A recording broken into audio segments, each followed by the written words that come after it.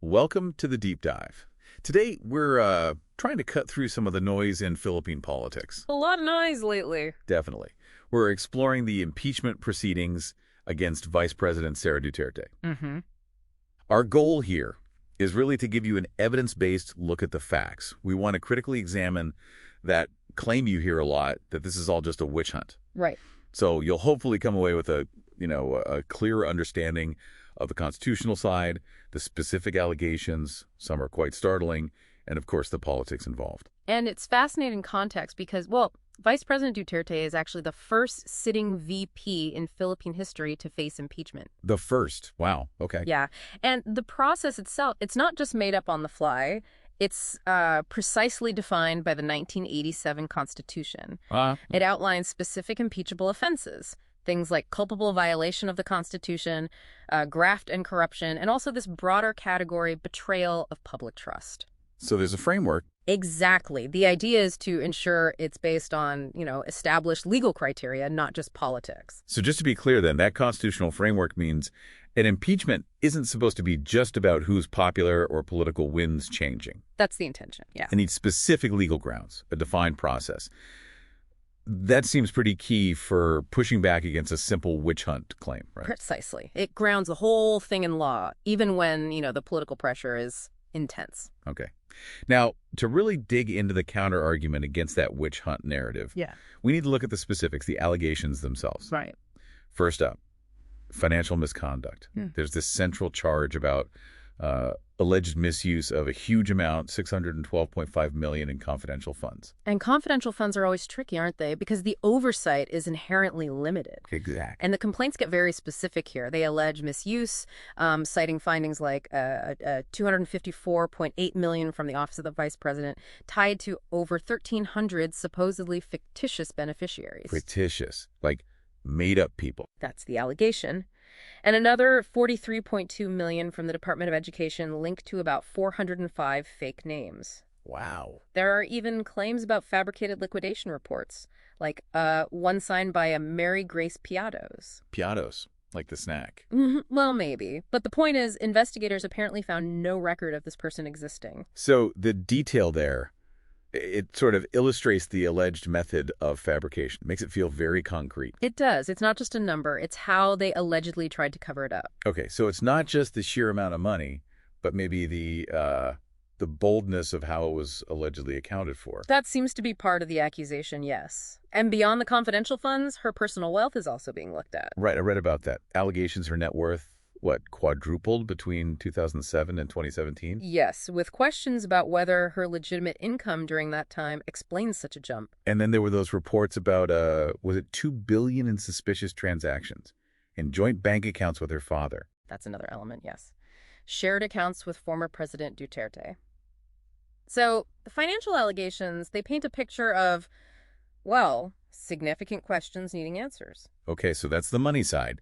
But then there are, frankly, far graver allegations, too. Much graver. These include accusations of an alleged assassination plot. Against President Marcos Jr., the First Lady, and the House Speaker. Correct. And these reports seem to stem partly from her own public statements about, quote, imagining the president's decapitation. That's intense. And there's more, isn't there? From her time as mayor of Davao City. Yes, long-standing allegations connecting her to extrajudicial killings.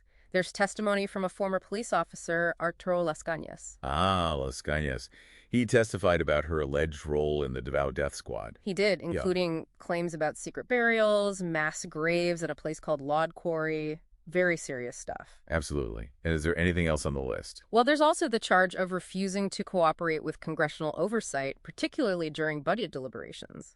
Allegations include skipping budget hearings and reportedly trying to block a subpoena for a commission on audit report, specifically on those confidential funds. Okay, so multiple layers here. Financial, cooperation, and then these extremely grave accusations.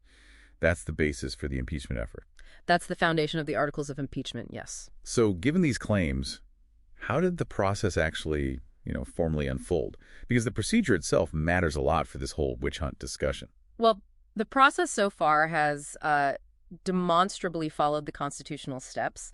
The House of Representatives formally impeached her back on February 5th, 2025. And the vote count. It was 240 lawmakers supporting it. That's far more than the one-third threshold required by the Constitution. Okay, so cleared the House easily. Seems so. Then the articles of impeachment were sent over to the Senate. Right, which then acts as the impeachment court. Exactly. The senators convened as that court. They took their oaths as judges, all very formal. But wait, there was a twist recently, wasn't there? Something about the Senate sending it back. Ah, yes.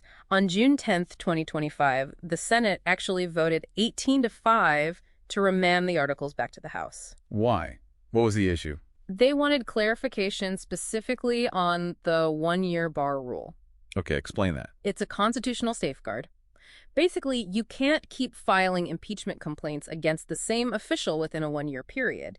It's meant to prevent harassment through repetitive attempts. I see. So the Senate wanted the House to clarify how these current articles fit with that rule. Precisely. It suggests the Senate is being quite meticulous about the procedure, which you could argue goes against a narrative of a purely politically driven rush job. Interesting point. And hasn't Vice President Duterte also gone to the Supreme Court? She has. She filed petitions seeking to nullify the complaint against her altogether. So legal challenges are happening alongside the legislative process. Okay, so we have specific serious allegations. We have a process that seems to be following constitutional steps, even with procedural debates like the one-year rule. But then there's the politics. You can't ignore it. You absolutely cannot. That's a crucial point. While the process shows, adherence to legal procedures on the surface, the political context is undeniable and massively influences how people see this. It's being called the culmination of the feud between the Marcos and Duterte families, right? Widely, yes. Her own brother, Congressman Paulo Duterte, flat out called it political persecution. So that framing is strong. Very.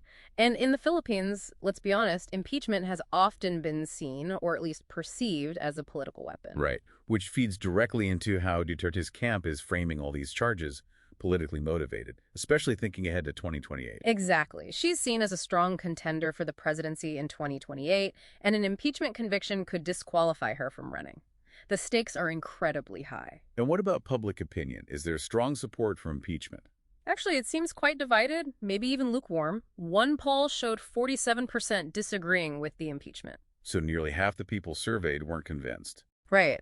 So this whole thing, it's this complex mix. It doesn't seem to be a simple witch hunt in the sense of being totally baseless or ignoring procedure, but it's also clearly not just a purely legal exercise, devoid of political maneuvering. Yeah, that blend is really what makes it so tricky to analyze. This deep dive really shows how a legitimate constitutional tool for accountability can get so deeply tangled up with political fights, rivalries, and how the public perceives it all. So listening to all this, what really stands out to you? When you try to weigh that meticulous legal process against the, let's face it, powerful political backdrop, it really makes you think about power dynamics in these high-stakes situations and, well, the role of public trust, doesn't it?